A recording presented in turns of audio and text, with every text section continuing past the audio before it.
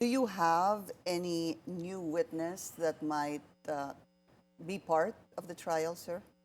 Marami po. Maraming witnesses na lumalabas at eventually iba nandoon na, no? Yung si Garma was the latest one, si Colonel Garma, umayag siya na maging testigo. So, andoon na siya sa witness protection ng ICC. Meron pa ring mga iba na in transit, ika nga, doon. Tapos meron na ring naunang one of the original members din ng Davao Death Squad na bukod pa kay Las Cañas at Matubato, meron na rin doon. At I think ano na eh, But he's not been named. I've not heard.